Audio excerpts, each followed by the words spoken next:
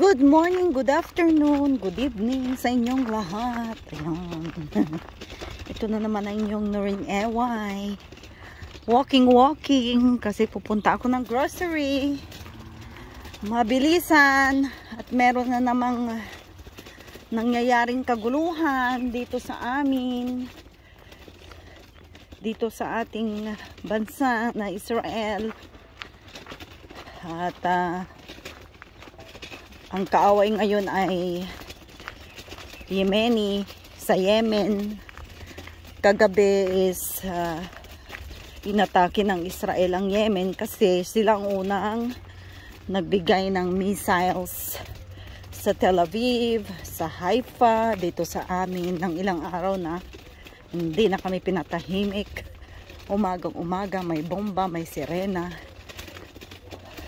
So ngayon mabilisang labas kasi hindi natin alam kung sasagot ang Yemen sa ginawa ng Israel kahapon.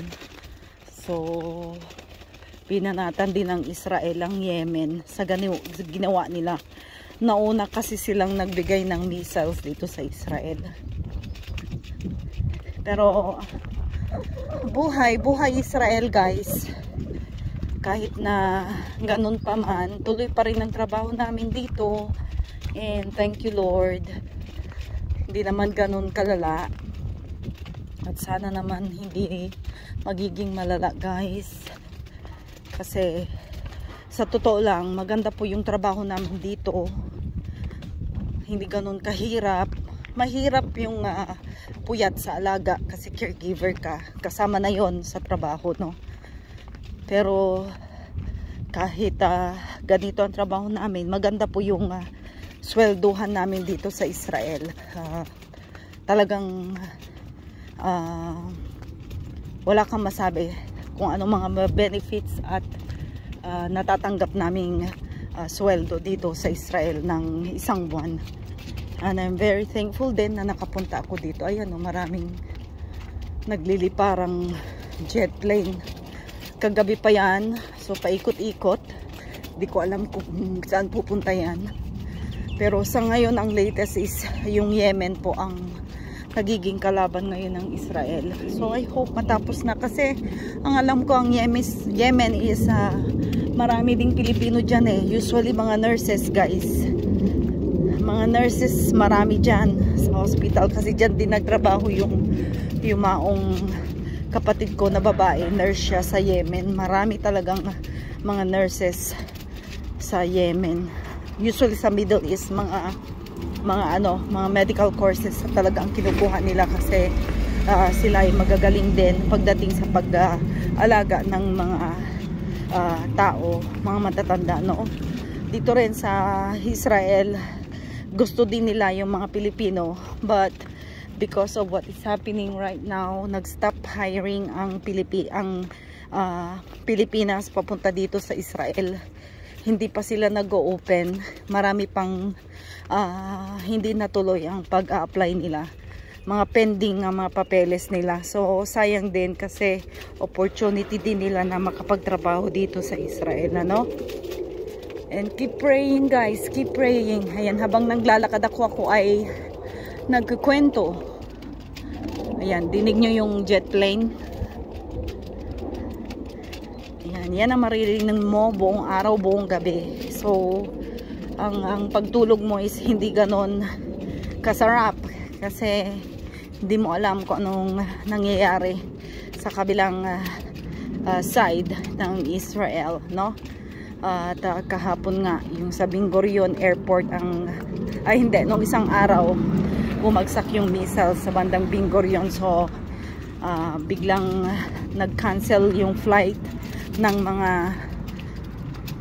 eroplano palabas ng Israel at papasok ng Israel. Talagang cancel. Ewan ko lang ngayon kung ano ang mangyayari ngayon sa mga pabalik dito sa Israel, kung stranded ba sila, because they are observing kung ano ang kahihinatnan ng mga ganitong bagay na kalagayan natin dito, no? So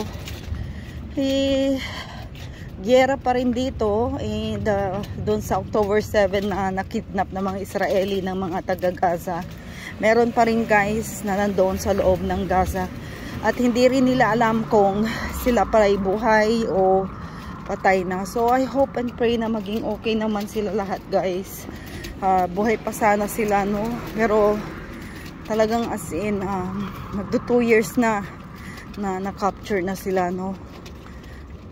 Kakalungkot kasi may mga bata talagang namatay, and mga babae na hindi natin alam kung yung mga nakabalik is ni-rape nila or anything. Hindi naman sila nagsasabi, no?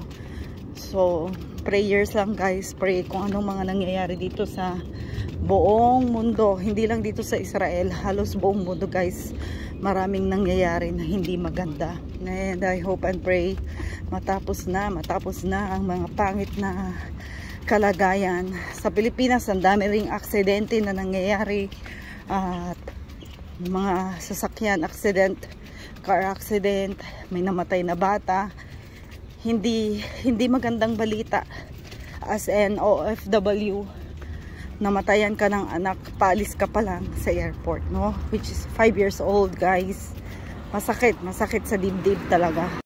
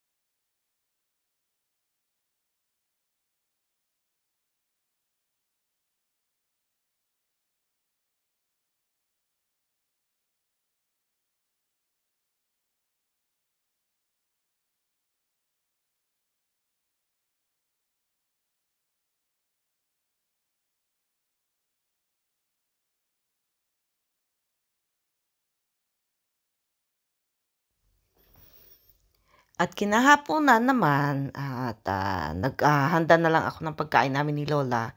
At usually naglalaga kami ng itlog. Yan. Yan ang aming kakainin sa gabi with yogurt, salad, tinapay na may givina o cheese. Ganyan ang ginagawa namin ni Lola.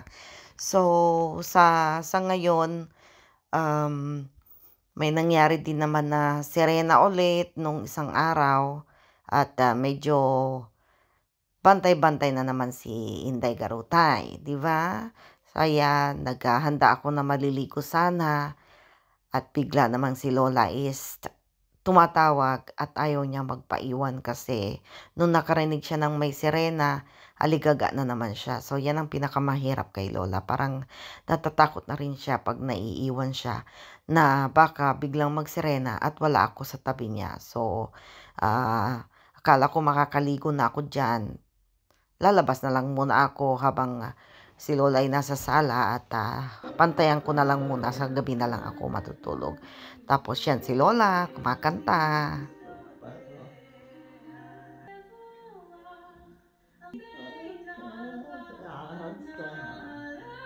Diba? Ang galing. Ayan, tapos yan, nagpatimpla ng kape. Tinimplahan ko ng kape at yan, upo-upo. Hindi mo alam kung anong gagawin mo naman. Muni-muni.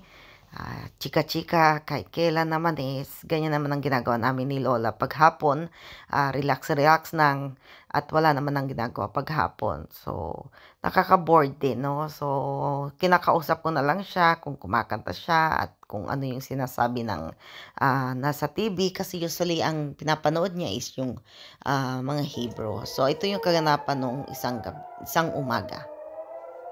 Nagsirena.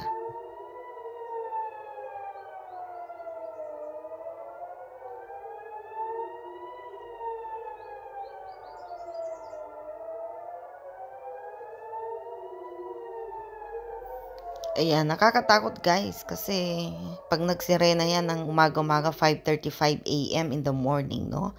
So, God bless everyone. Bye!